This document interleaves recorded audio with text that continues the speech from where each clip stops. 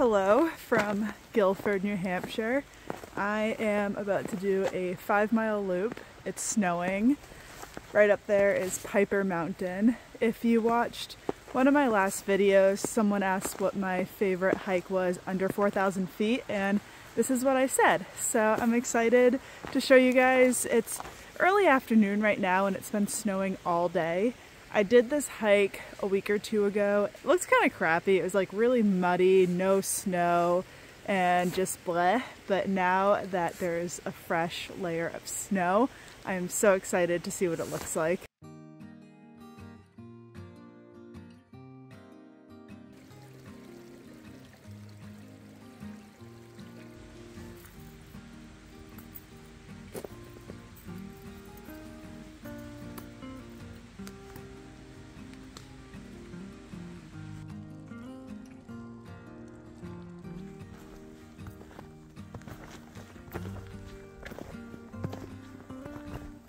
This is an exciting hike for me because for the first time on my back, I have basically everything I'm going to take with me on my next long distance hike. So this is kind of like a shakedown, I guess.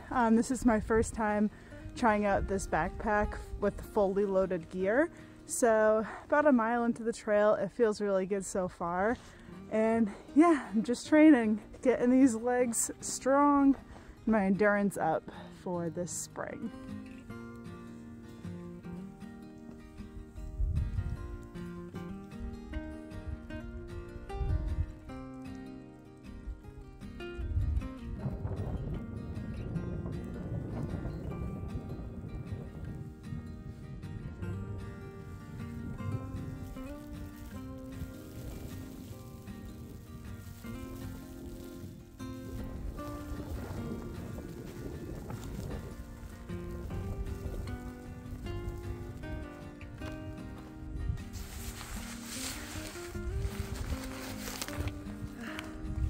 That first summit was a little crazy. That was the summit of Piper Mountain.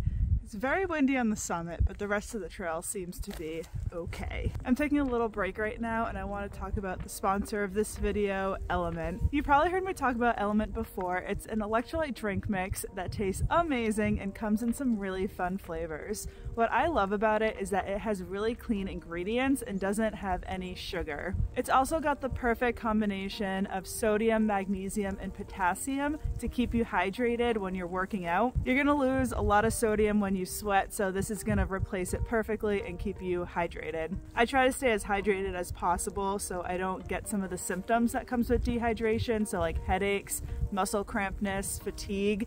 Element definitely helps with that. Right now, Element is offering you guys watching this video a free sample pack with any purchase on their website. So this is the sample pack. It's got 8 really fun and unique flavors, so you can try them all out. So in order to get this deal, use my special link in the description of this video. It's drinklmnt.com/Nahamsha. So check it out. Thank you, Element, for sponsoring this video. I'm gonna continue on my hike. I have my Bluetooth thermometer hanging on the back of this backpack, and I just checked it. It is 26 degrees out. So I did get a little chilly taking that water break, but now that I'm hiking up Belknap Mountain, warmed myself up a bit more and I'm doing good.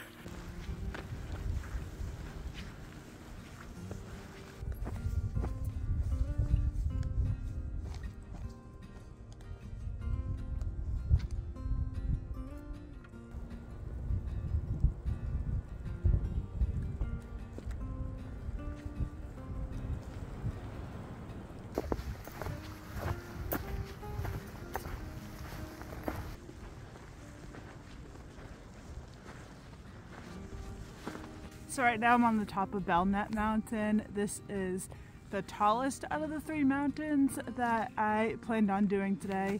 However, instead of hitting Gunstock, which would have been my 3rd summit, I'm going to take a different trail and just go directly back down to the parking lot. It is 4 o'clock right now, so sunset's not too far away. I am not totally thrilled with the idea of night hiking if I don't have to. So that's why I'm gonna cut this hike down a little bit, but that's what I love about this kind of trail system. There's a lot of different trails. You can do 1, 2, all 3 of the mountains and kind of like choose your own adventure with whatever you're feeling up to. So I'm gonna do a little trail back down and then a little bit of a road walk back to my car. But first, a little snack. This is one of my favorites. Yeah. Still getting used to this backpack. I can't see this pocket that well. Yikes. This is kind of tough. But that's why you do shakedown hikes, so you can figure out that maybe things don't work the way you want them to.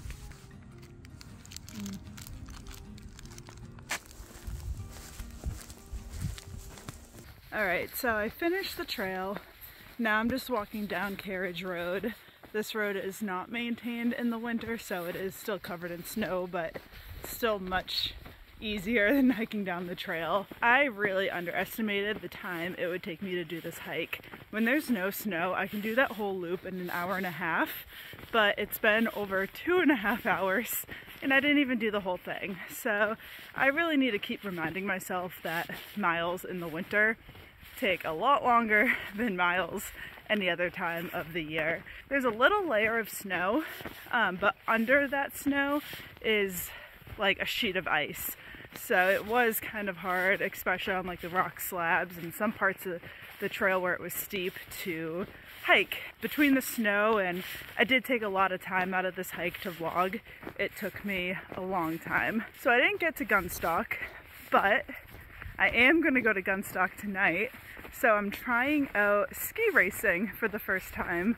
I'm mostly a snowboarder, but recently I got back into skiing, got new skis, new boots, and some of my friends ski race, and I thought I would try it out. So trying out something new, and I'm really excited about that. I'm happy I did this shakedown hike and took all the gear that I want to take on my next long distance hike to see how it works, because I have switched up my gear a little bit.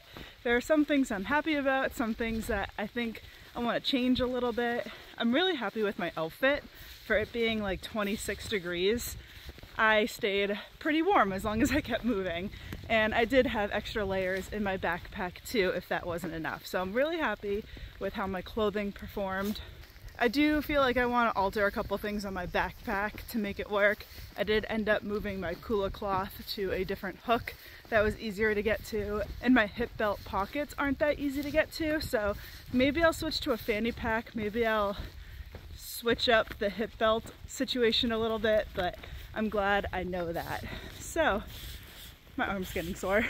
Made it back to my car. It's 4:55, just before it got really dark, so I didn't end up having to use my headlamp, which is great, but now I get to go to Gunstock.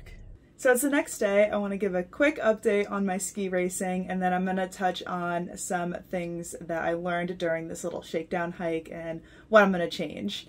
So ski racing, I was incredibly nervous going into it. I've never tried ski racing, so I don't even know what it's called, going around the gates.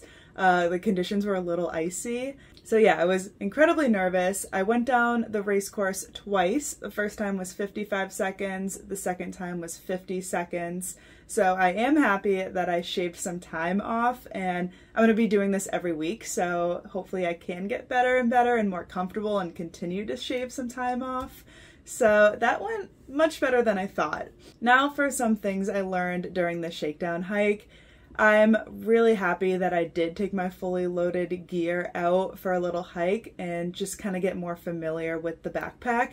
This was my first time using the hip belt pocket on this backpack, so it was a little bit of an adjustment.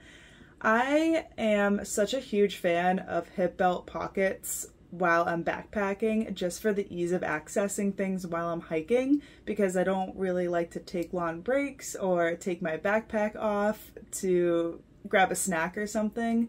So the fact that the hip belt pockets were so far back and I couldn't really open or close them that easily at all, especially with my gloves on, kind of frustrated me a little bit and kind of defeats the purpose of having easy access to my things. So when I got home, I was on the Hyperlite Mountain Gear website a little bit looking at their accessories, and turns out I can get a hip belt without the pockets, and I think I'm going to replace the pockets with a fanny pack. There was a part of my Appalachian Trail thru hike last year where I hiked with a fanny pack, and I thought it was pretty great. So I don't think I'll mind using a fanny pack instead of hip belt pockets for this next hike. So I'm on the Hyperlite Mountain Gear website right now. I'm going to go to accessories, backpacking, accessories, shop.